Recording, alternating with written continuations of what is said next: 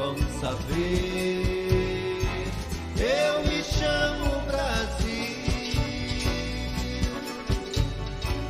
Sou de Loas e Angolas, de Maré, sou a vida das massas do café.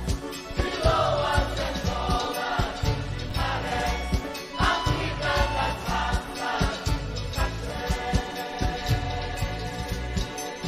Minha vida é a luta dessa gente que trabalha.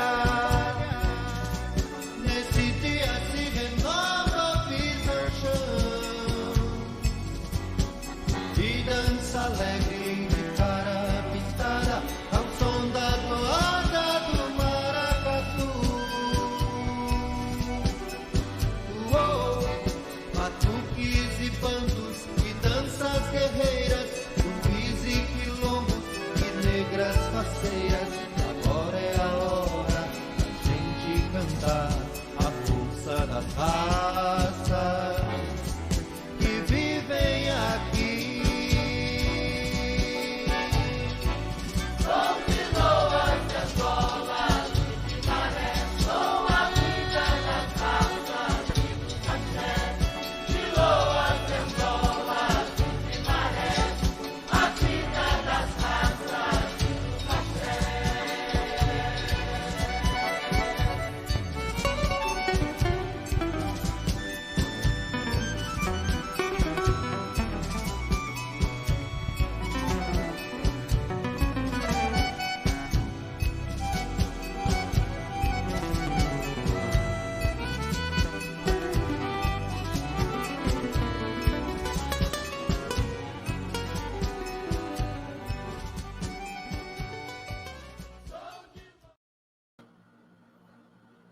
Olá, boa noite a todos, a todas e a todes.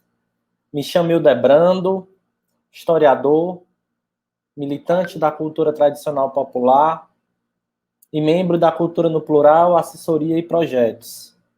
Estamos aqui nessa noite de segunda-feira, iniciando mais uma das atividades do projeto que tem como título O Maracatu Cearense, Patrimônio e Resistência do Povo Negro.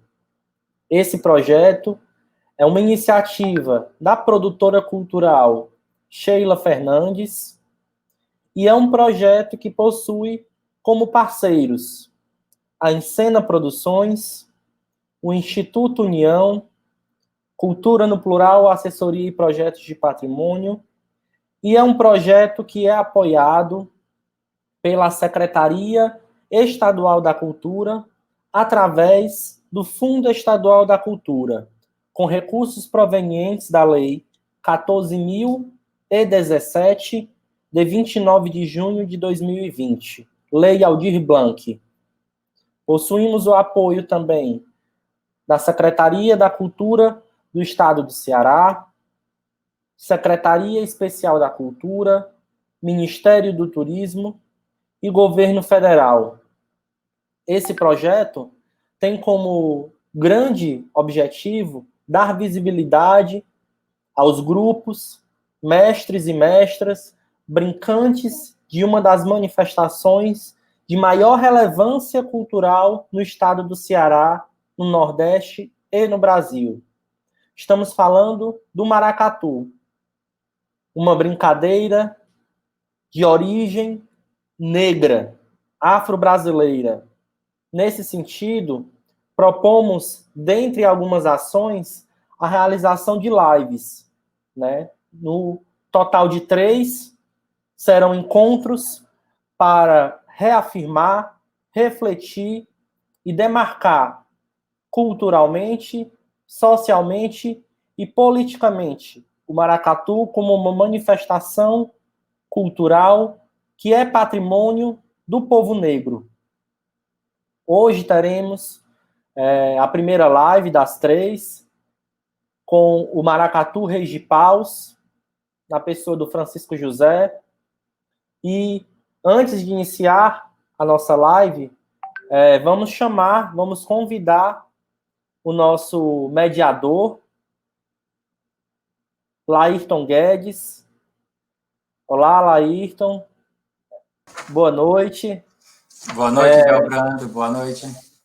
O Laírton é graduado em Educação Física, pós-graduado em Arte e Educação Popular, é presidente da Associação e Ponto de Cultura Chai Cultura e Arte, membro da Comissão Cearense de Folclore, coordenador do Fórum Cearense de Cultura Popular Tradicional, também é conselheiro municipal do Conselho de Políticas Culturais de Fortaleza, através da cadeira de Cultura Tradicional Popular, e vice-presidente da IOV Brasil, Organização Internacional de Folclore e Artes Populares. Além de tudo, é um brincante de maracatu, né, um estudioso, uma pessoa que vivencia o maracatu, né, por meio do Maracatu Nação Iracema, maracatu do nosso grande tesouro vivo, Mestre Almeida Rainha. E agradeço, Ayrton, a tua disponibilidade, a tua atenção em estar contribuindo com o nosso projeto. E vou descer aqui, tá certo? Para você convidar chamar o nosso convidado, né? Francisco José do Maracatu Regipaus, e aí passo a bola para te dar o boa noite e chamar o nosso convidado. Obrigado, Delbrando. A gente sempre vai estar junto.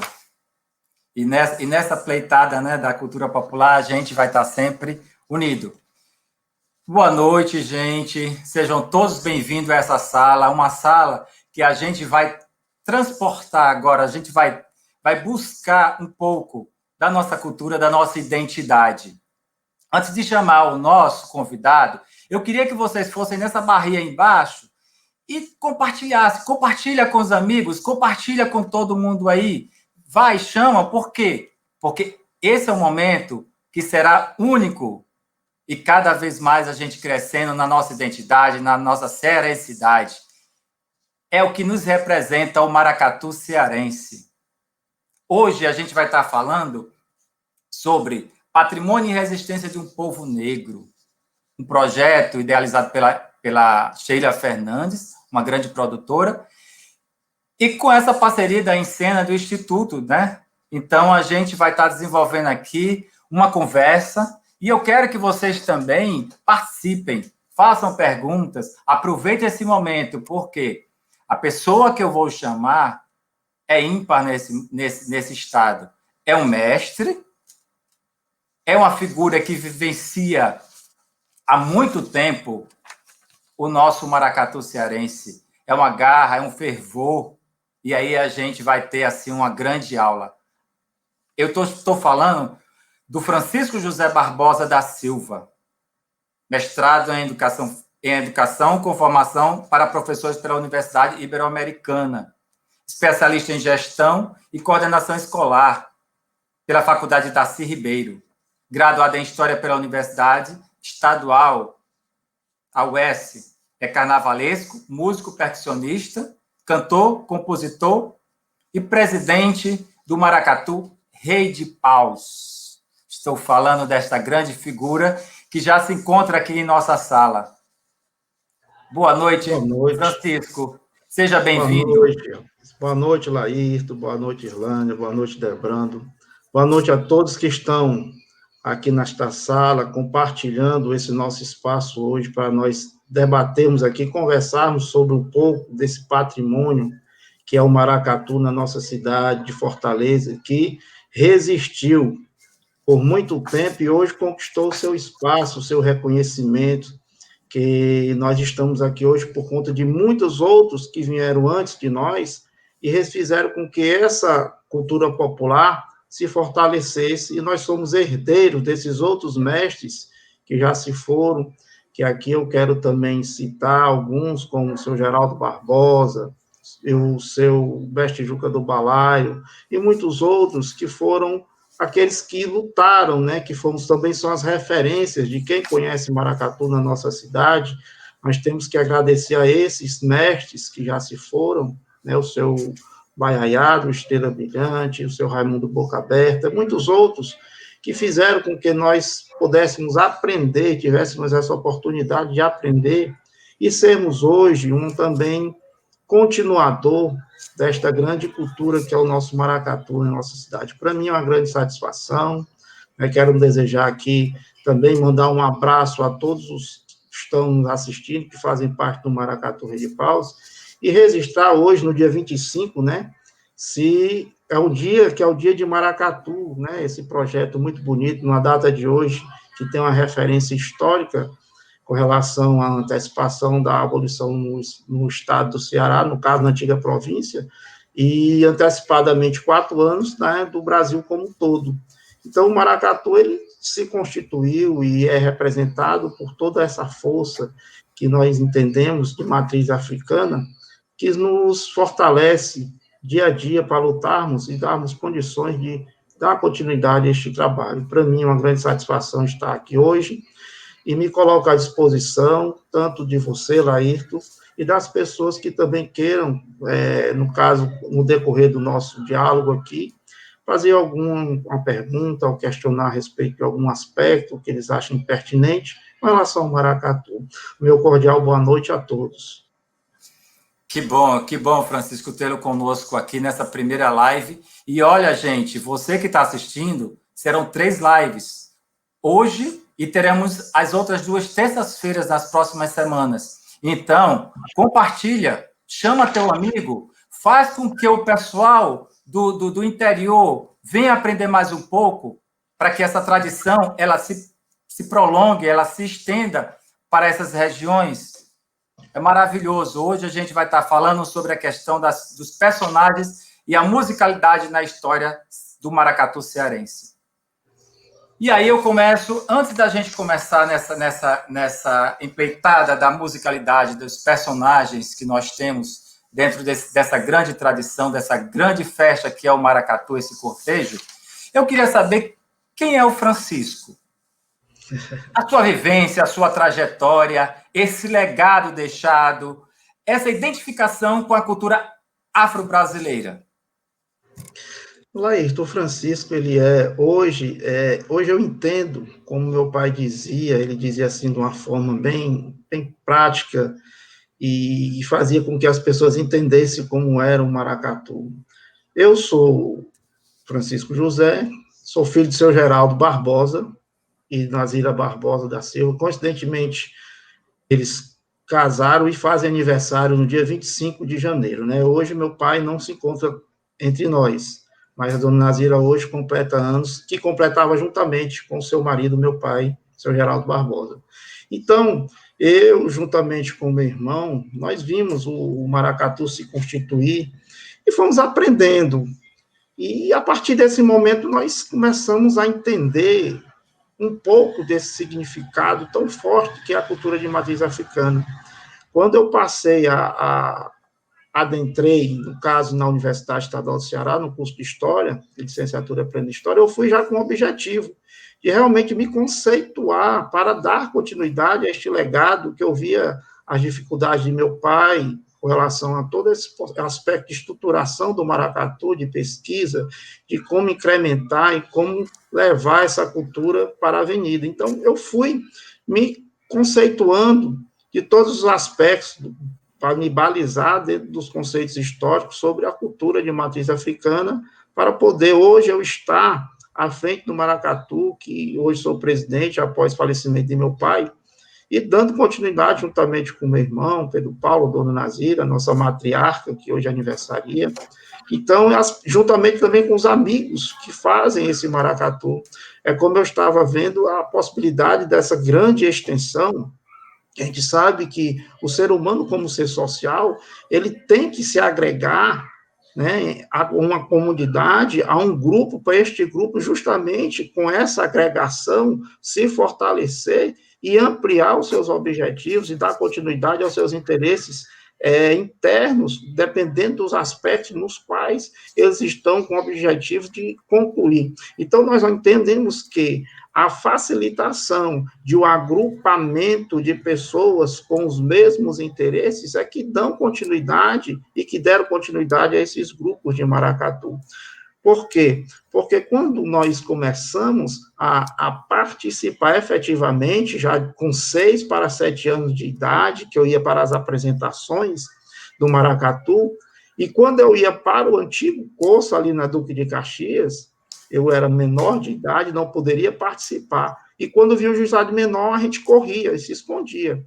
Então, a partir daí, eu sempre me apresentava naquelas apresentações fora do período momino, já aprendendo a fazer maracatu, desde o seu processo de confecção do estandarte, a tirar o pelo de um animal, preparar o couro, fazer a tinta, bordar roupas, né? Fazer alegorias. Então, a gente foi aprendendo tudo isso dentro da vivência diária com o meu pai, o seu Geraldo, com o meu tio, José Bernardino, seu Antônio Barbosa, Chico Ariacó, as pessoas que eram os antigos, e eu ali menino, passeando por toda aquela história viva em minha frente. Observei, ouvia muito, porque tem pessoas que questionam, vão perguntar, não, eu aprendi mais a observar.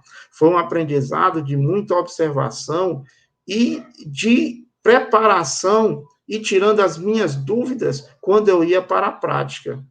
Quando eu comecei a tocar um instrumento, o seu Raimundo Baiaiá, que era o mestre de bateria no Maracatu Rei de Paus, ele dizia assim, Geraldo, esse menino não tem condições, ele é muito magro, ele não tem, porque eu era uma pessoa, um menino magro mesmo, magrinho.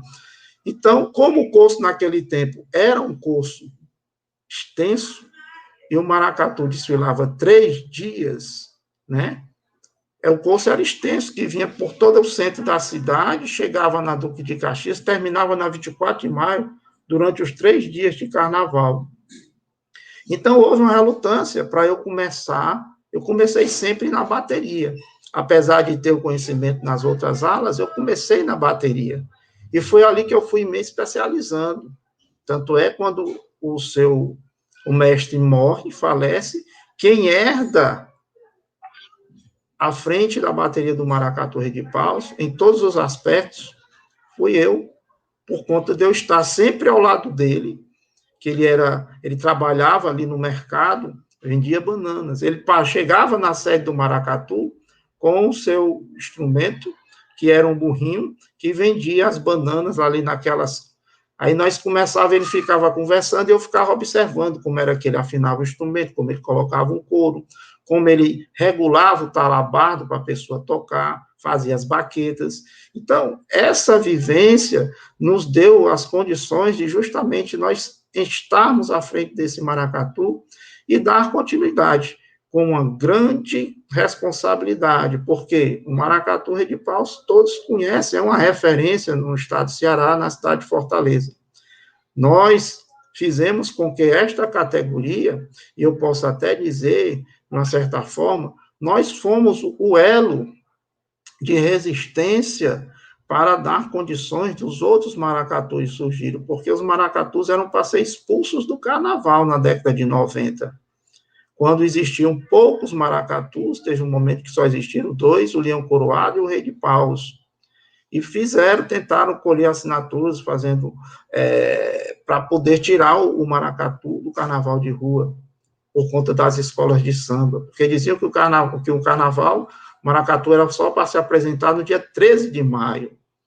Mas como o seu Geraldo resistiu, o presidente do Maracatu Leão Coroado, o senhor José Pereira, então eles se uniram neste momento e foram um ponto de resistência para os maracatus não sucumbirem ao carnaval em questão das escolas de samba.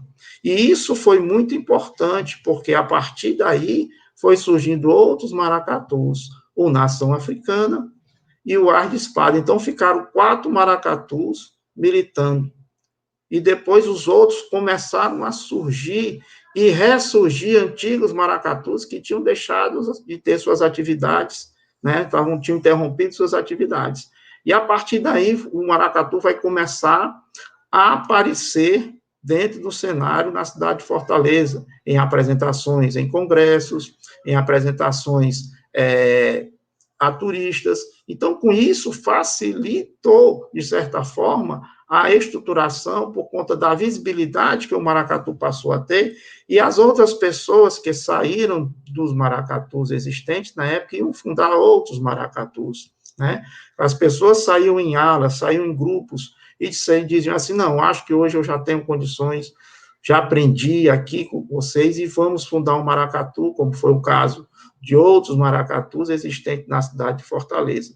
Então, é a base para dar condições de uma evolução, né? Claro que hoje nós podemos dizer que estamos no nível razoável, né, com relação ao que era no passado. E isso a gente não pode dizer que não encontramos um espaço adequado para o maracatu. O maracatu hoje já tem o seu espaço no carnaval, na cidade e no estado do Ceará, a ponto de ser reconhecido como patrimônio imaterial e tesouro vivo. E isso é uma grande conquista, porque a luta foi grande, realmente, a ponto de existir muitas intrigas com relação a esse contexto. Então, nós aprendemos a valorizar essa cultura, que ainda tem pessoas que, embora que militaram no maracatu, participam de maracatu, quando se afastam, eu não sei o que acontece, parece que tem uma aversão ao que participou, que eu acho isso, assim, de uma certa forma, um pouco triste, porque existem momentos ruins, existem momentos bons de todo o processo, isso é salutar. Porém, as pessoas têm que entender como aquilo se constitui, como aquilo vai se formatar na sua perspectiva mais ampla, no contexto da antropologia e da sociologia, quando agrega pessoas, quando agrega pensamentos, quando agrega a finalidade de um bem maior e uma continuidade, que muitas vezes as pessoas não entendem o porquê daquela batida, não entendem o porquê daquela tinta, não entendem o porquê daquele passo. O maracatu existe por conta de algumas características específicas que não podemos, de forma alguma, deixar se perder, embora que a cultura ela se autorrecicle de forma natural, mas nessa perspectiva de inovar e de consolidar através de uma fantasia mais elaborada, através de um brilho, através de um tema, um enredo que vá ser exposto no desfile durante o período da competição do carnaval, não podemos perder a identidade, que é justamente essa identidade que consolidou o maracatu que hoje existe na cidade de Fortaleza. Para isso, é importante a gente observar como vai se dar a continuidade do que existe hoje como maracatu. E também ter o cuidado para não deixar a transformação perder a essência do maracatu, porque nós sabemos que a competitividade ela tem uma questão complexa por demais, porque a pessoa ele quer ganhar um título, ele quer mostrar algo diferente, mas também deve ter a intenção de preservar o que já existe, né? Nós não podemos perder, porque existem algumas manifestações que se perderam por conta das transformações temporais. E essas transformações temporais, elas vão se adequando mediante aquelas pessoas que vão adequar ao seu interesse próprio, que aí é o que eu acho errado. É aí onde eu vejo a diferença em você ter um maracatu com 60 anos de idade, ter um maracatu que dá continuidade a uma manifestação e preserva as suas características. Ele preserva a sua base fundamental para ele que não possa se sucumbir com as transformações que existem dentro de uma sociedade capitalista que nós vivemos muito forte, até ao ponto do muro de Berlim ter caído, né?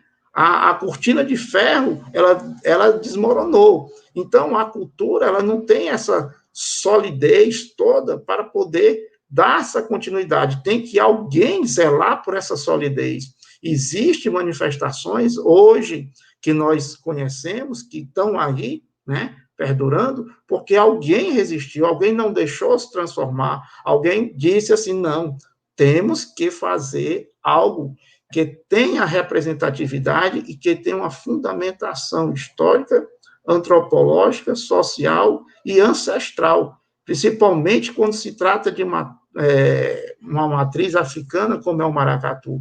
Você não pode distorcer o passo, aquela dança simples, mas que tem uma significação muito importante quando da elegância, da desenvoltura de uma rainha, de um rei. A questão, muitas vezes nós tivemos alguns embates durante esse tempo todo por conta de questões eminentemente competitivas dentro do contexto do maracatu. Principalmente você, como é balaeiro, você sabe que hoje as frutas são artificiais. Foi um grande embate na década de 80 para 90 com relação a essa mutação, essa evolução, essa modificação das frutas naturais para as frutas artificiais, né? Por conta de perspectivas de presidentes de maracatus que viam aquilo com naturalidade. Até que ponto isso é natural e até que ponto isso não é natural? Até que ponto isso vai preservar? Até que ponto isso pode distorcer o fato, o objeto, o elemento do maracatu, através de um personagem que o carrega durante o desfile no cortejo do carnaval cearense. Então, são questões eminentemente pontuais, mas por conta disso, nós temos que entender também que existem outros interesses por conta disso, né? Mas só a questão... Diga. Meu mestre, eu acho que tá, assim, tá muito legal, sim, a explanação tá bem ampla, mas eu quero adentrar mais, eu quero realmente uma coisa assim, direta, eu quero que a gente vá um bate e volta aqui e que você venha agora esmiuçando tudo o que a gente precisa saber, porque a gente precisa levar essas informações para todo esse pessoal nosso que está assistindo. Muitos eu sei que já sabem, a gente discute muito, está dentro da nossa veia, do nosso sangue, mas assim, vamos trabalhar para aqueles que ainda não conseguem enxergar o maracatu, que a gente possa fortalecer. Certo. Essa explanação foi maravilhosa. Eu creio que a gente deve ter assim uma visão do que o Francisco tem e que é real. Eu concordo plenamente com você. Mas como se constitui um cortejo de maracatu? Bem, nós sabemos que o maracatu, ele é um cortejo africano que tem como principal personagem a sua rainha, ao lado do seu consorte, o rei. Tendo dessa perspectiva, nós temos que entender que o referencial desse cortejo remonta às procissões antigas, às procissões católicas antigas. Por quê? Porque quando dessa estruturação desse cortejo aqui, em cenário aqui, eu vou pontuar o Brasil, certo? Vou pontuar o Brasil, vou pontuar alguns aspectos regionais, dentro dessa caracterização que eu vou falar sobre o maracatu. Pronto. Então, aqui, essa procissão, no qual existe um estandarte que vai à frente do estandarte tem o baliza, após, dentro desse cortejo, tem a ala de índio, depois tem a ala das negras, que foi denominada Dama do Passo, uma denominação que foi entronizada no contexto do maracatu a partir da década de 80, quando a doutora Lerice Porto de Araújo funda o Museu do Maracatu, e o seu Geraldo, juntamente com o Virgínio, que foi um grande balaeiro e é decorador, montou esse museu, e eu tive a oportunidade, com essas mãos aqui, também ajudar a essa montagem, na década de 80, do único museu que tinha de maracatu aqui na nossa cidade, no estado do Ceará. Então, a doutora Lerice Porto, ela era pesquisadora já do objeto e do fato maracatu. E ela traz esse conceito de Dama do Passo para a ala das negras, que era chamada de ala das negras. Em consonância com isso, também vai mudar a denominação de quem canta a música do maracatu, porque quem cantava a música do maracatu era o macumbeiro. E nós sabemos que, apesar de todas as leis, apesar de toda a perspectiva de uma democracia ampla no nosso país, existe discriminação com as coisas que é do povo negro, as coisas de matriz africana. E muitas pessoas, até pessoas que cantavam na época, não eram chamados para cantar no maracatu e diziam, não, eu não vou cantar não, porque eu não quero ser chamado de macumbeiro. Aí vamos amenizar essa forma, esse preconceito. Aí vem o conceito de tirador de loa, que é um conceito do maracatu pernambucano. Não se tinha esse conceito no maracatu cearense. Já começa a existir as mudanças bem lentas, graduais por demais, mas que hoje são significativas. Hoje você não chama uma pessoa que canta de macumbeiro a loa do maracatu, chama de tirador de loa, né? Mas o preconceito ficou bem claro, bem explícito, quando houve essa mudação, essa transformação da denominação de macumbeiro para tirador de loas. Da mesma forma com o balaio, né? Como eu já tinha falado anteriormente, existiam, né, as frutas naturais. Eu estou vindo nessa sequência, falei do baliza, depois eu vou detalhar mais especificamente, estou fazendo uma explanação ampla, conceituando, depois eu venho pormenorizando. Então, chegando ainda nesta ala das negras, né, que é também chamada como a ala das damas do passo, também tem a pessoa que leva uma calunga, né? Que antigamente era chamado só de boneca. Era a boneca do maracatu. Não existia essa denominação, a calunga ou calungueira ou algo semelhante. Quem é que leva a boneca do maracatu? É o Antônio, é o João, é a Maria, é a Isabel. Era desse jeito. E também tem o balaieiro, né? Que levavam as frutas naturais.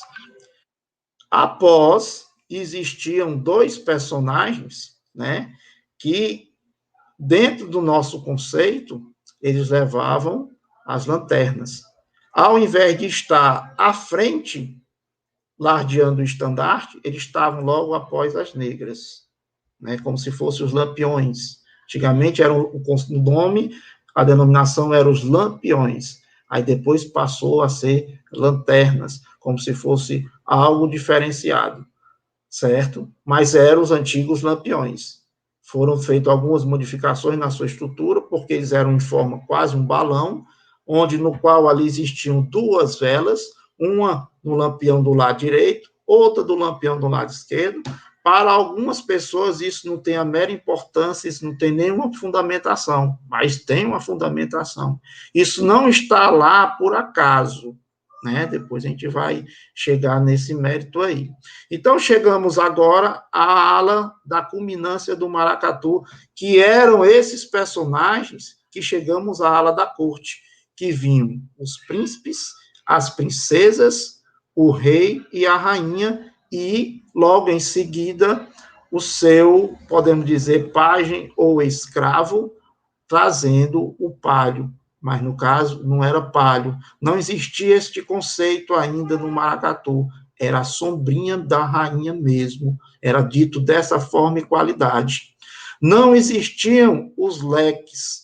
Isso foi uma introdução da antiga rainha, muito conhecida aqui na época, o senhor José Braz da Cruz, juntamente com o senhor José Cardoso, que também militaram no maracatu, né? O Cardoso, ele confeccionava as fantasias de rainha, de corte, bordava muito bem, e o Zé Braz era a rainha, muito conhecida na época. Então, foi introduzido os leques. E, a partir daí, muitos maracatus começaram a fazer também essas pequenas introduções. Então, nesse contexto, após a corte, vinha a bateria, que finalizava o maracatu com toda a sua percussão, que eram antigamente cuicas, ganzás, os ferros, hoje denominados triângulos, por conta da sua forma triangular, não existia esse nome triângulo, era só ferros mesmo, as caixas e os bumbos. Não tinham surdos nos maracatus, eram só bumbos. Bumbos daquela forma, como eram os bumbos antigos. Não tinha alfaias, não tinham tudo isso que alguns maracatus hoje existem e levam para a avenida. Então, esses eram os personagens que existiam no maracatu na sua estrutura primordial. Agora, com o desenvolvimento da cultura como um todo, nós temos o conhecimento que os elementos passaram a ser introduzidos por questões de enredo. Por que enredo? Porque existia a questão de uma disputa de um campeão geral do Carnaval de Rua de Fortaleza. Como é que se dava essa disputa e o que era isso? No passado, não existiam as categorias, e sim existia um grupo só que desfilava entre blocos, cordões, maracatus, escola de samba e os ranchos. Rancho Alegre e Rancho de Iracema, que posteriormente se tornaram maracatus. Então, quem ganhava o carnaval era o campeão, o vice-campeão e o terceiro campeão geral de todos. E esse título contava-se 2 vezes. Quem era campeão um ano era como se fosse 2 títulos, que não tinha categoria, ele ganhava tanto na categoria quanto o carnaval de campeão geral. Ele somava mais pontos dentre todos os outros que estavam ali desfilando e era o campeão do carnaval. Então, esses personagens vão ser introduzidos no decorrer da própria história do maracatu com relação à disputa por títulos. É como eu disse anteriormente na minha fala inicial, cada um, quando institui uma agremiação, um bloco, um cordão e um maracatu, ele tem a sua visão particular do que ele quer levar para a avenida, certo? Por conta disso, porque muitas vezes, pelo menos em conversas que eu tenho com alguns companheiros, eu escuto que tem que se trabalhar para ser campeão, e não ter uma visão, no caso, quando falam, arcaica ou ultrapassada. Aí eu já discordo. Você pode também ser campeão preservando uma tradição, você pode ser campeão tendo uma fruta natural no balaio, como em 2010, o Maracatu Rei de Paus foi campeão do Carnaval de Rua de Fortaleza, e em alusão a 50 anos de filiação à Federação das Agremiações Carnavalescas do Ceará, e nós colocamos as frutas naturais na avenida. Por quê? Porque era uma data representativa. Isso não quer dizer que as coisas foram transformadas, queríamos dizer que era nessa época, no passado, era assim. Então, quando os jogadores viram, eles perguntavam, eu acompanhei o julgamento do Virgínio nesse ano, e eu vi os jogadores levantando e perguntando, é natural e artificial? É natural e artificial? E quando o Virgínio se aproximou da comissão julgadora, perceberam que era fruta natural. Então, isso deu uma certa perspectiva de dar continuidade a um objeto, uma prática cultural, para não deixar ela se perder. Porque muitas vezes, quando você muda, na biologia se fala em mutação, a gente pode falar em transformação, você perde algo que pode ser essencial para a continuidade dessa manifestação. Então, a partir de agora, eu fiz essa explanação dos personagens, agora eu vou dar algumas características, vou comentar algumas características específicas de cada ala, porque também a ala. Vejo como é natural, eu estou aqui conversando e vou falando naturalmente, e os conceitos vão aparecendo, porque não existiam alas no maracatu. Vou abrir também aqui uma parte, de eu retomar a minha fala anterior, mas que eu vejo que é interessante, muito importante, a gente comentar o porquê de ala. Vejam como... Francisco, Oi. Só um minuto. Enquanto você comenta em cada personagem, como vem essa particularidade de cada um deles, eu também quero que você comente, dentro da sua perspectiva aí, como é essa inovação, como chegou para você essa inovação, o que você acha dessa inovação de alguns maracatus. Você deve falar ainda, não sei, mas a parte dos orixás, né? Como ela foi introduzida, como ela chegou dentro do maracatu, ela tem uma ligação religiosa, o maracatu com os orixás não tem. Então, deixa a gente mais claro sobre isso. Veja bem, vou finalizar a questão da ala e chego aí à sua pergunta. Vejam bem, como as escolas de samba, o formato de estruturação da escola de samba é através de alas, os outros grupos também tiveram que se constituir em alas para poder disputar naturalmente um título de campeão geral. E isso vai formatar também, de uma certa forma, um grande significado, porque os próprios blocos começaram a se constituir em alas. E o maracatu já tinha isso, que é interessante, naturalmente. Não foi tão difícil o maracatu se adaptar, e sim ao enredo. Por quê? Porque, como as escolas de samba tinham enredo, o maracatu tinha que todo ano ter um enredo. E é por isso como as coisas naturalmente aconteceram nesta época, porque nós sabemos, Laírton, que muitas pessoas adeptas da Umbanda, do Candomblé, das religiões de matrizes africanas, eles se identificam com o maracatu. Não poderia ser diferente. E como os temas, muitos temas, falam, cantam, discorrem na avenida sobre uma mitologia nago-yorubá, surgiu a ala de orixás.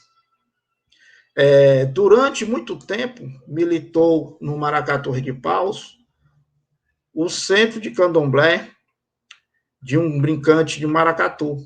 E ele já tinha essa ideia. Na época, isso, olhe, na década de 70, ele já queria fazer afoxé na cidade de Fortaleza. Mas não existia nenhuma possibilidade na época. Mas o maracatu, ele quebra todos esses paradigmas. O maracatu põe afoxé dentro do maracatu, o maracatu põe a capoeira dentro do maracatu, o maracatu põe os orixás dentro do maracatu, e isso passa a desfilar no Carnaval de Rua de Fortaleza, sem ter a discriminação, apesar de ainda existir, da forma como ele partiu individualmente em outros momentos. Então, os orixás, eles vêm de uma forma para dar uma amostra do que é a fundamentação religiosa de matriz africana dentro de um canto, dentro de um enredo, de um tema.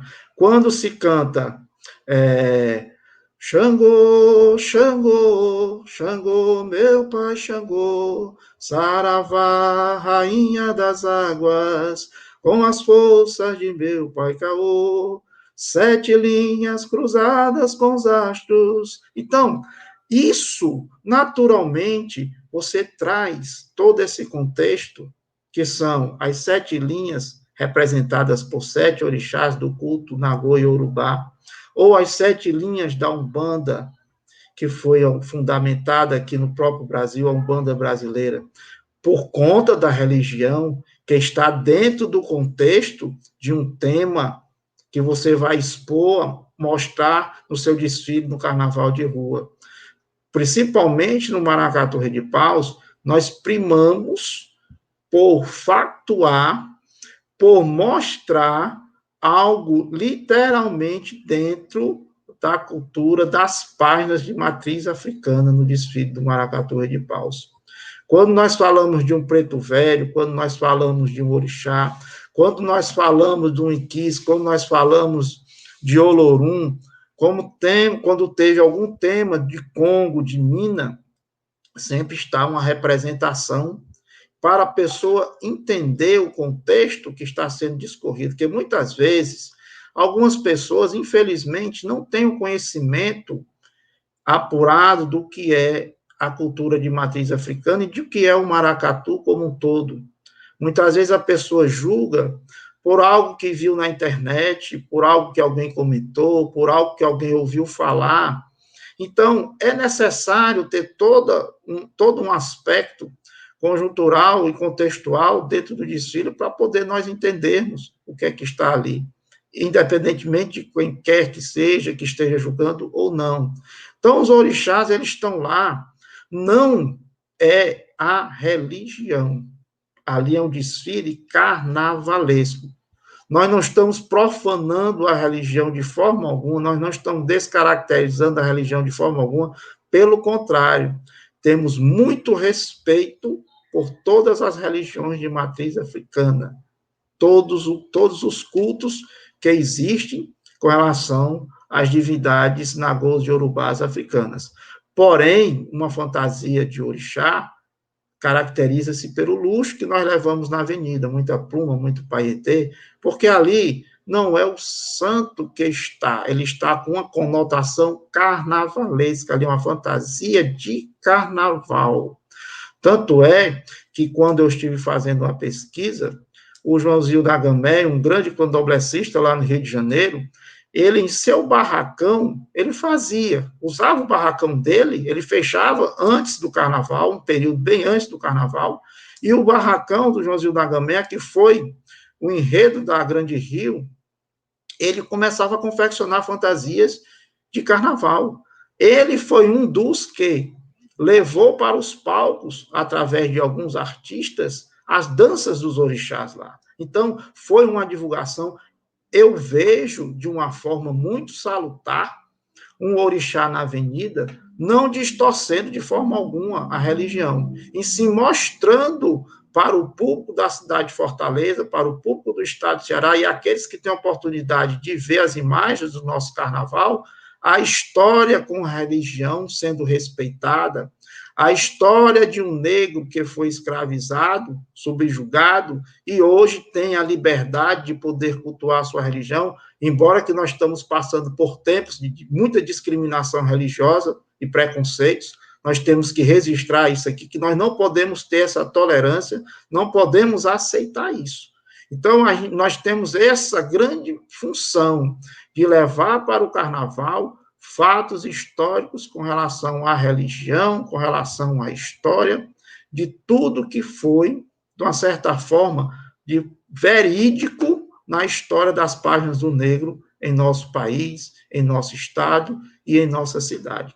Eu espero que tenha esclarecido essa questão dos orixás, que já fui muitas vezes interpelado por algumas pessoas da religião, com o pensamento que nós estamos descaracterizando os orixás, em momento algum, porque nós não estamos no culto, nós estamos em um desfile de rua, um teatro de rua, que nós temos bem que frisar isso, onde ali são pessoas, embora que existam pessoas que são de santo, são da religião, mas eles entendem, têm esta compreensão que ali é um carnaval, é um teatro, e ali são personagens de um tema que está sendo avaliado por um julgador durante o desfile de um maracatu no Carnaval de Rua de Fortaleza. Francisco. A visão é esta. Ótimo, maravilha. Pegando esse gancho e a gente seguindo também, porque a gente vai falar um pouco da musicalidade ainda, e aí a gente sabe que essa live a gente tem tempo, a gente é tão bom conversar que aqui eu teria que abrir outra sala novamente para a gente dar uma continuidade, porque é muito bom. É um assunto muito bom. Mas, assim, por que esse rosto preto? Por que se pinta a cara de preto? De onde é que vem essa história? Como surgiu isso, né? E é necessário pintar a cara de preto para brincar o maracatu cearense? O que é que o Francisco diz sobre isso? Laírton, quando eu comecei a entender, como o pessoal diz naturalmente, quando eu comecei a me entender por gente, né, isso já existia. Conversando um tempo com o Oswald Barroso, e ele disse, olha, eu era menino, que eu ia ver o curso lá na Praça da Estação, quando os maracatus passavam e já eram assim. Vejam bem, existem algumas vertentes históricas a respeito das origens do maracatu cearense. Que o maracatu está constituído no estado de Ceará, isso é fato, não temos como contestar de forma alguma. Mas também temos que ter uma perspectiva histórica com relação que o estado do Ceará era a província de Pernambuco. Isso é fato histórico, tanto é que houve a independência no século XVII. Então, temos que entender, a partir deste momento, o contexto da história do estado do Ceará, a antiga província do Ceará, quando se constituiu, quando emancipou-se, né? Então, existem as vertentes historiográficas que falam sobre as origens do maracatu. Quando eu fiz uma pesquisa, cujo foi o tema de minha dissertação de graduação na UES, eu trabalhei com a perspectiva da década de 30. Trabalhei com a perspectiva da década de 30, da origem do maracatu, do aparecimento do maracatu. Por conta que eu tinha a fundamentação de algumas pessoas que tinha entrevistado, e também de meu tio, o primeiro presidente, ainda hoje vivo, na data de hoje, 25 de janeiro de 2021, ele está vivo, falei com ele esta semana, e vou visitá-lo. Já marquei as datas para nós conversarmos com todos os cuidados que temos que ter. Então, o maracatu, ele está dentro desse contexto por conta da sua própria estrutura. Trabalhando com essa vertente historiográfica, conversando com o senhor Antônio Barbosa, quando foram formados os maracatus nessa década aqui, que o maracatu ele se perdeu cronologicamente, né? Existem vertentes que trabalham com determinados séculos, porém, ele se perde na história e se retoma isso com a década de 30. E aí, a minha fundamentação nesse contexto, que eu trabalhei este período. Quando o maracatu passa a se consolidar nesta perspectiva, ele vai se caracterizar. Naquela época, o maracatu se formou só por homens da estiva, homens que trabalhavam no cais do porto, levando, transportando as sacas, as coisas, eram os estivadores. Eles se caracterizavam de mulheres, colocavam, naquele tempo, eu vou usar aqui até uma denominação antiga, o sutiã era chamado de califão, viu? Era chamado de califão. Então, eles pegavam os califons, pegavam jornais, colocavam aqui, pegavam, vou chamar sutiã ao mesmo tempo califão, porque eu achei até interessante. Então, eles pegavam os califons, os sutiãs, colocavam, faziam os seios para vestirem as roupas de negras. Os homens se vestiam de negras. E pintavam o rosto para poder se caracterizarem de maracatu, de personagem. A caracterização através de uma tinta, nós temos que entender que você não perde a sua identidade. Você se afasta naquele espaço, sai o Francisco José e entra o baterista, entra aquele negro que tocava o tambor, que hoje se adaptou a um instrumento com um talabardo, com duas baquetas, que coloca-se aqui e toca com as duas mãos. Porque o negro lá na África, aquele banto, aquele nagô, aquele iorubá, ele não tinha talabardo, ele não tinha essas roupas que nós temos para fazer maracatu, nem para cultuar a sua religião. Ele naturalmente estava no espaço, na sua tribo, nos seus clãs, tocando, rufando seus tambores para as suas divindades religiosas. Então, a tinta no maracatu é de fundamental importância, porque você vai teatralizar um cortejo de maracatu. Ah, mas lá em Pernambuco não pinta.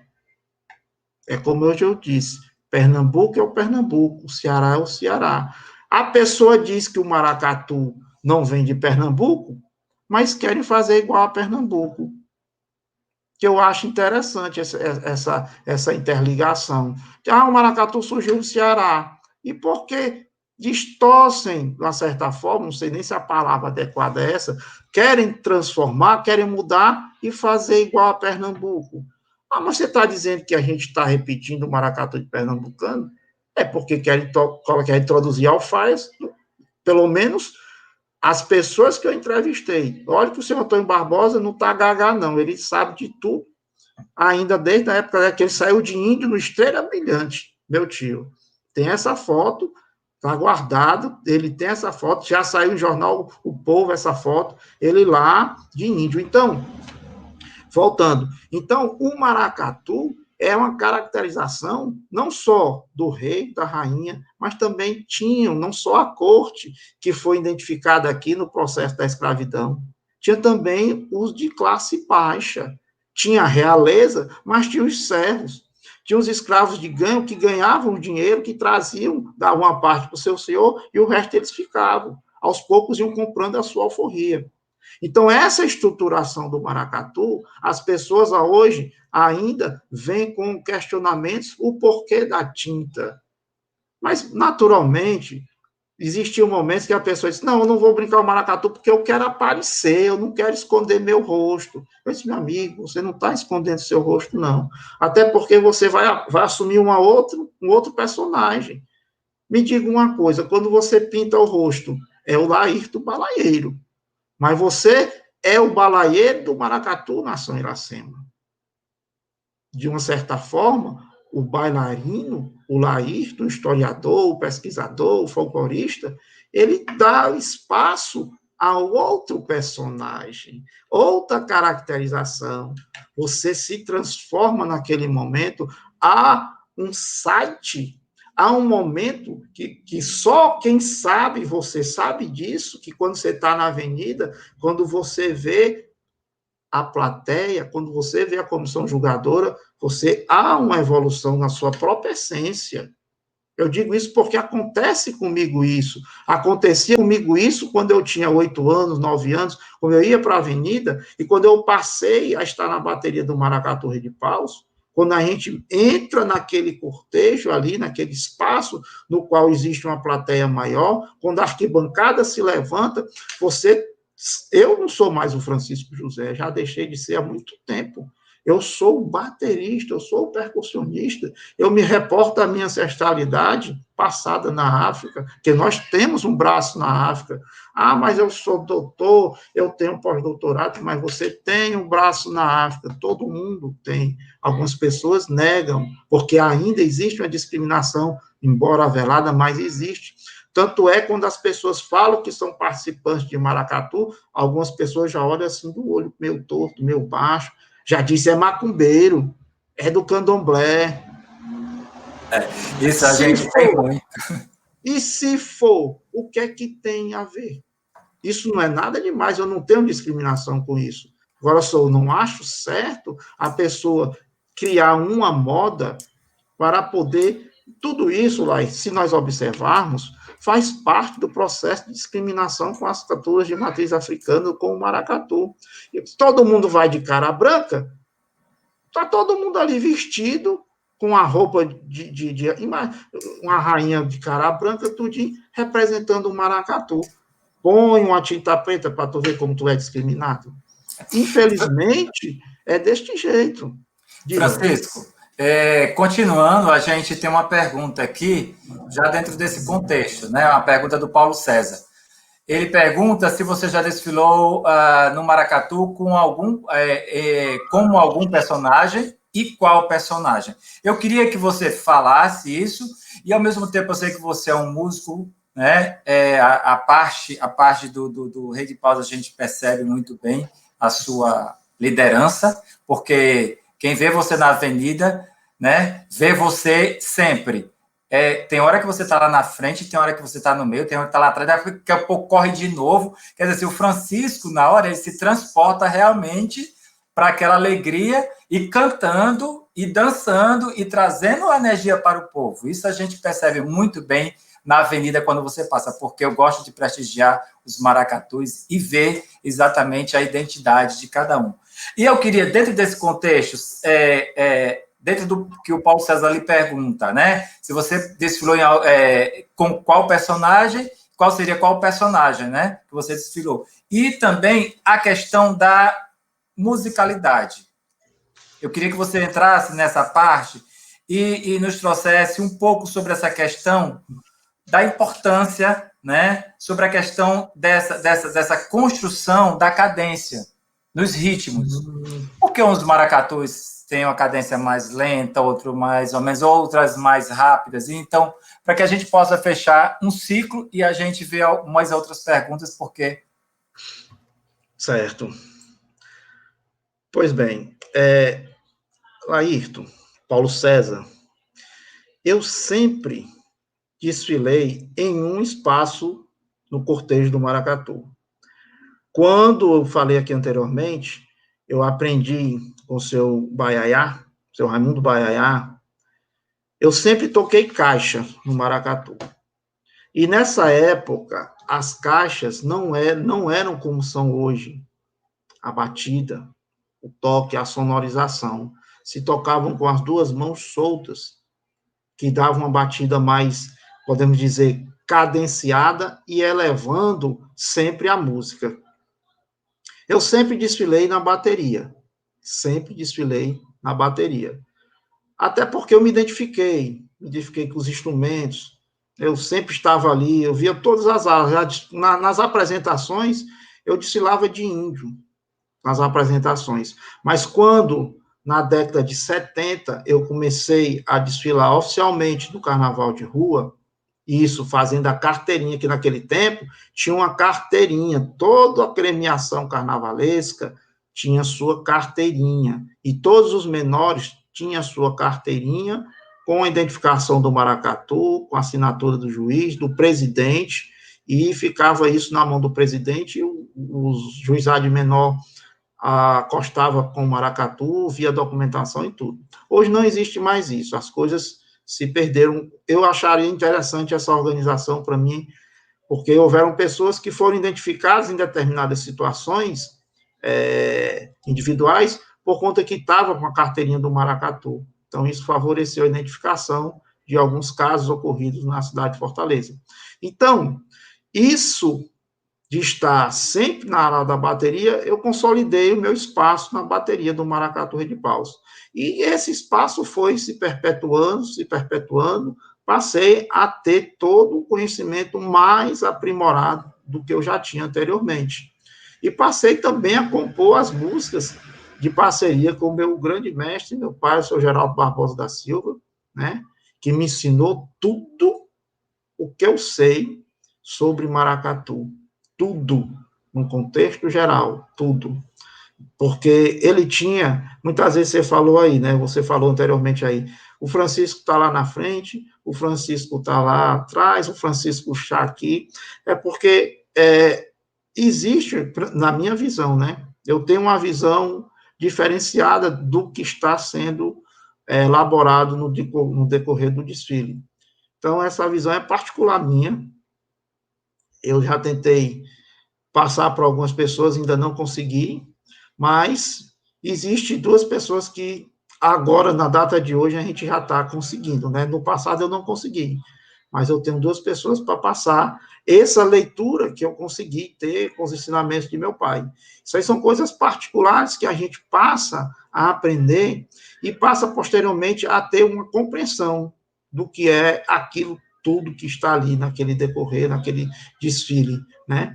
E a partir desse momento, a gente vai entender que o ritmo do maracatu, ele passou por uma questão de competição.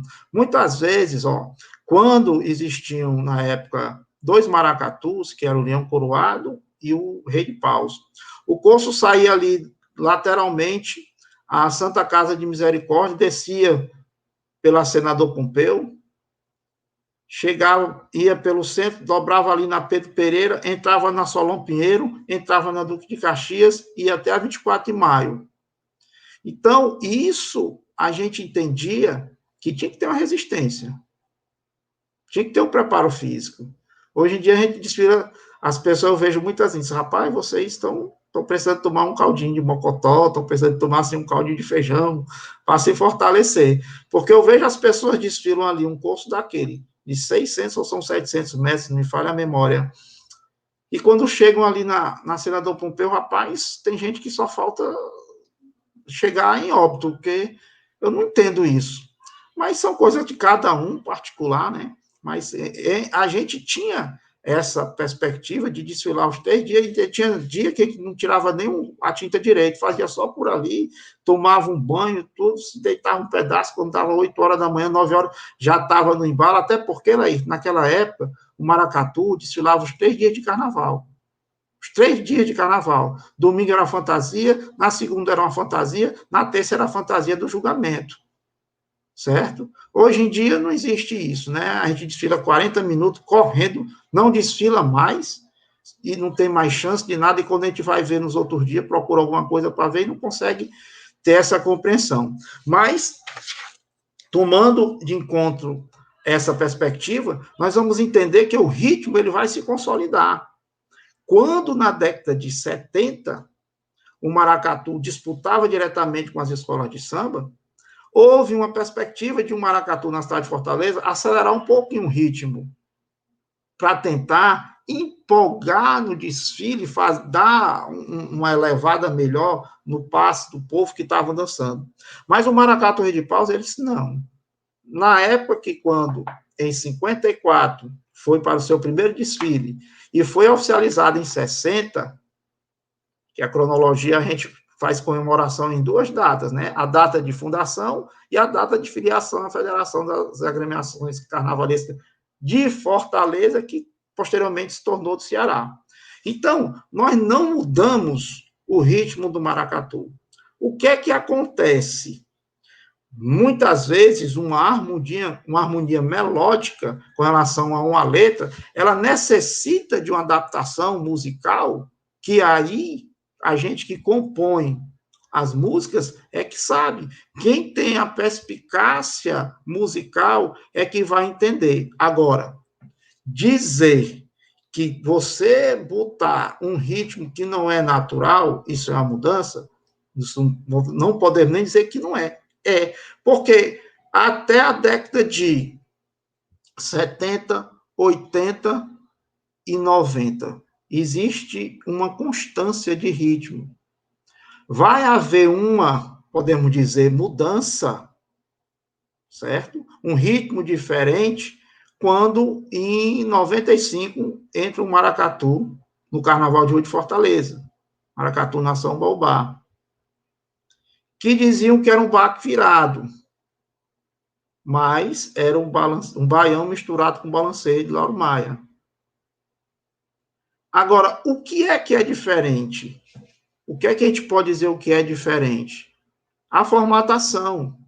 O compasso é diferente. Mas se você observar, o jongo, o samba, o coco, o maracatu, ele advém de todas essas misturas de ritmos de matriz africana.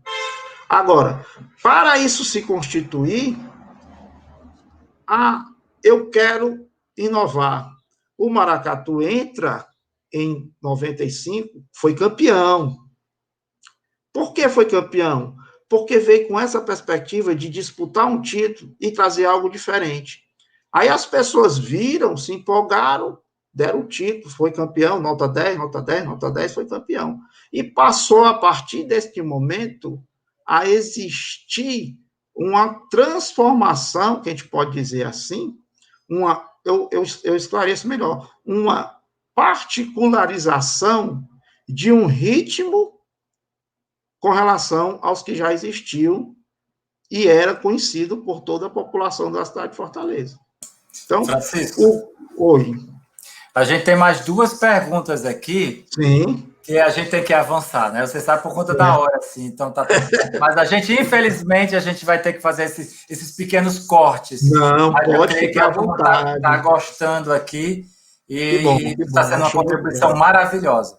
Mas a gente tem 2 perguntas e, assim, em breve, relato para você, para que você possa realmente, a gente já está chegando ao final aqui, faltando uns 10 minutos. Temos somente 10 minutos, né? Aqui. O nosso técnico já está me dizendo aqui que a gente precisa estar levando já para os finais.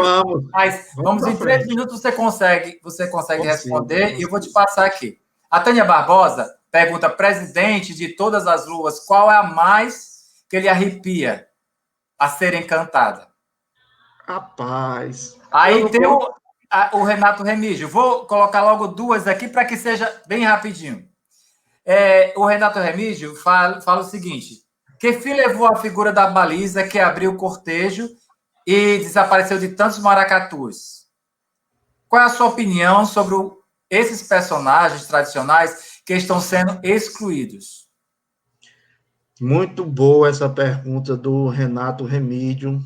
Quero parabenizar ele por essa pergunta de muita relevância no contexto do maracatu. Vamos aqui para a pergunta da Tânia, né? Isso com relação ao maracatu Rei de Paus, Laírton, tem muitas músicas que a gente sente um diferencial dentre tantas, mas aquela dos 50 anos de filiação à federação, em 2010, e também tem a Luanda, também, que é muito bonita, que todos também gostam bastante. A de 2010 é aquela que diz assim: sou preto velho de Angola, de Luanda chegou meu pai, que vai dançar o rei de paus, que faz 50 anos que sai. Eu bebo a minha marafa, o AG1 tem azeite de dendê, espalhe e pisa a cabaça, a nação já chegou pra você. Uou, uou, uou, Luanda, vieram dizer que o preto velho de Angola tem a mironga embaixo do pé, trabalha com a linha cruzada, com a força de um candomblé. Essa música, para mim, é um grande poema. Foi composta na década de 70. Seu Geraldo Barbosa estava fazendo, que ele era marceneiro, umas janelas, e de repente ele começou a cantar. Ele fez duas nesse ano, já por 50 anos do maracatu, que infelizmente ele não pôde estar presente conosco. A gente se emociona, viu? Ele fez essas duas músicas, esta eu cantei para você, e a outra tratava da junção da cultura africana com a cultura indígena. E a Luanda, né? Também é outra música muito bonita, tem a música da coroação, são tantas aí, são muitas, que durante mais de 6 décadas o Maracatu Rei de Paus vem cantando sobre essa cultura com muita maestria. Seu Geraldo tinha anos que fazia 3, 4 macumbas de maracatu, e a gente copiava, tinha que escrever logo ali, que eu estava sempre... Eu era o braço direito dele, eu estava direto copiando tudo, porque a gente não poderia deixar passar em branco o registro de um fato, de um momento de inspiração tão maestral quando ele fazia, que ele também foi cantor de rádio, né? Participou de conjuntos vocais, então ele herdou essa musicalidade que eu herdei dele, graças a Deus eu herdei dele, eu agradeço bastante tudo que ele me repassou, não só pelo maracatu, mas de formação como pessoa, foi muito grande, e essa formação ele estendeu para todas as pessoas que tiveram a oportunidade de conviver com ele na cultura, na sua casa, no dia a dia, com relação ao maracatu. Agora, Mestre, agora, um minuto e meio você tem para responder essa do Renato Remígio. Pronto, vou aqui. O personagem Baliza no Maracatu Rei de Paus continua, né? É porque introduziu-se um personagem, que é a pessoa do incenso, que passou aí à frente do maracatu. E muitos tiraram o Baliza e puseram esta pessoa, né? Foi uma troca que eu não entendi. Não é que você vai colocar uma pessoa para introduzir um personagem, dependendo do tema, que você vai tirar um outro. Eu não vejo isso saudável. Até porque, como ele disse, né? Desapareceu. Em certos maracatus realmente desapareceram, mas no Rei de Paus não, continua. A pessoa está lá, é tanto que eu já estava vendo uma foto do carnaval, está lá o Raimundo Baliza e a pessoa que está com incenso, que é a professora Gildemar, está lá com incenso ao lado dele, bem na entrada do portão ali, para abrir, para poder o maracatu iniciar o desfile. Então, é ruim porque se perde, realmente, quando o personagem deixa de participar, naturalmente ele vai sendo esquecido, ele vai sendo posto à parte, e o maracatu perde um personagem que foi introduzido também com relação à disputa de carnavalesca, com relação aos blocos em maracatu, ou em cordões, desculpa, que tinha personagem do Baliza, porque o maracatu, ele que identifica, é seu primeiro estandarte, que vai ali à frente do cortejo. Então, foi colocado também um Baliza nessa questão, certo? É como se fosse os arautos, né? No caso, que vem anunciando as pessoas, então vai anunciando a nação maracatu, e que era anunciada pelo seu porta-estandarte. Aí foi introduzido o Baliza nesse contexto.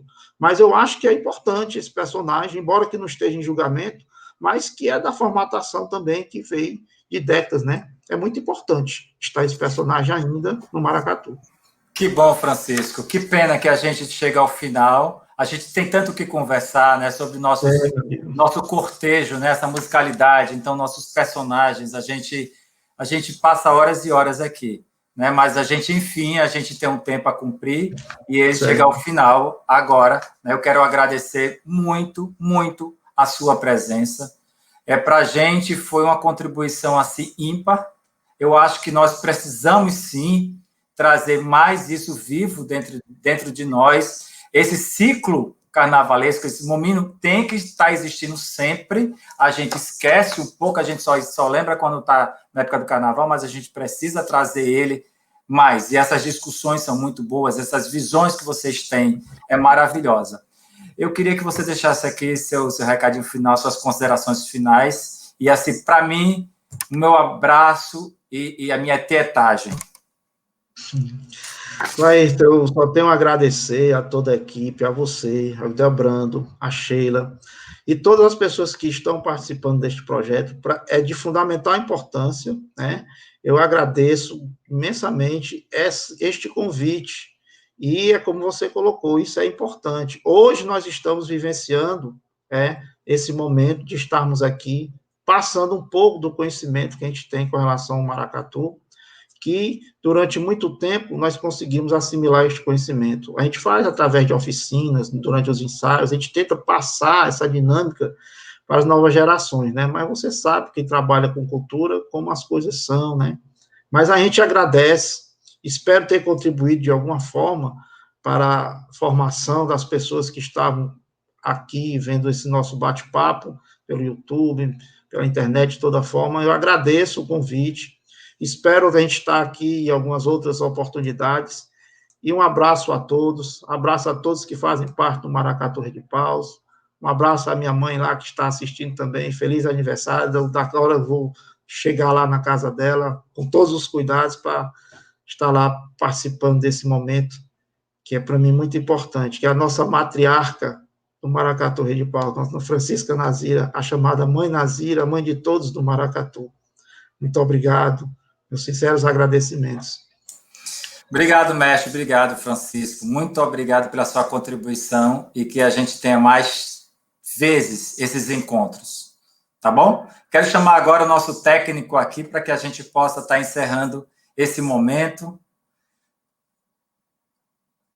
Bom, eu quero agradecer a essa turma todinha que ficou com a gente até agora e quero que na próxima, que é terça-feira, na terça, nossos encontros. Hoje a gente fez a especial, que é dia 25, dia do Maracatu, todo mês, né? Então a gente tá festejando esses dias. E eu quero convidar que vocês façam mais tocadas assim, ó, compartilha mais para que a gente possa ter esses momentos maravilhosos.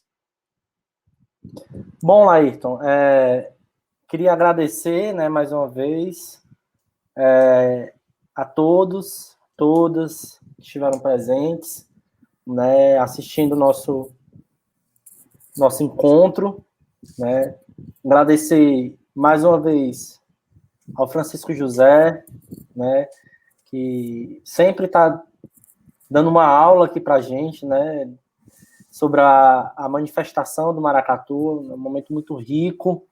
Agradecer a você, Laírton, pela disponibilidade de estar com a gente, né? Foi uma mediação muito, muito leve, muito boa. Acho que deixou a gente muito à vontade para continuar assistindo e ouvindo esse bate-papo. Agradecer a Islândia, nossa companheira aqui que está produzindo, né, essa ação de acessibilidade. E, nesse sentido, também reafirmar aqui que esse é um projeto de iniciativa da produtora cultural Sheila Fernandes, com apoios da Encena Produções, do Instituto União, da Cultura no Plural, Assessoria e Projetos. Esse projeto é apoiado pela Secretaria Estadual da Cultura, através do Fundo Estadual de Cultura, né, com recursos provenientes da Lei Federal 14.017, de 29 de junho de 2020, a famosa Lei Aldir Blanc, com apoios também da Secretaria da Cultura do Estado do Ceará, da Secretaria Especial da Cultura, do Ministério do Turismo e do Governo Federal. E como o Laírton falou, teremos mais 2 outras lives. Essa é especial, né, por conta da simbologia do dia 25. Né, então, fizemos essa opção do dia 25. Então, as 2 próximas terças-feiras, também às 19 horas, dia 2 e dia 9, teremos outros encontros. Dia 2, agora com o Maracatu As de Ouro, e dia 9 com o Mestre Almeida Rainha, né, do Maracatu Nação Iracema. E aí também queremos, em primeira mão, já deixar aqui divulgado, né, nas nossas redes sociais, da Encena, do Instituto, da Cultura no Plural, da própria Sheila, que vamos dar início a mais uma ação desse projeto, né, que é um curso, o Patrimônio Cultural Cearense, um curso virtual pela plataforma Google Meet, que está com inscrições abertas a partir de agora, né? A gente vai estar lançando esse curso lá no Instagram, né, da Encena, do Instituto, com inscrições pela plataforma Simpla, vai estar o linkzinho lá na bio, né? Assim que você abre o perfil da Encena, do Instituto, lá em cima vai ter um linkzinho para você clicar e fazer essa inscrição. Vai ser um curso que vai discutir, né, a ideia de patrimônio aqui no Ceará e também debater um pouco sobre Maracatu. As inscrições vão ficar abertas até o dia 30 desse mês, e as aulas do curso vão ocorrer entre os dias 1º e 4 de fevereiro, né? Então, dia 1, 2, 3 e 4, a partir das 14 horas, teremos apenas 20 vagas, né? Inclusive para a gente poder conseguir fazer um debate, um diálogo melhor com quem se inscrever. Então, são vagas limitadas. Um curso que vai ter 16 horas de carga horária, além das aulas vão ser atividades online, leituras, indicações de livros, documentários. Então, fica aí o convite, né, para quem desejar fazer um pouco desse curso. A partir de agora estão abertas as inscrições, né? E aí fica o convite para quem se sentir à vontade, quem desejar discutir um pouco sobre patrimônio cultural no Ceará, pensar o Maracatu como patrimônio e participar desse curso. E eu penso que seja isso, né? Estão todos e todas convidados, convidadas e convidades, e vamos finalizar aqui o nosso momento, já deixando aí um gostinho de quero mais para a próxima live. Obrigado, Francisco, obrigado, Laírton, obrigado, Islândia, e tenhamos uma boa noite.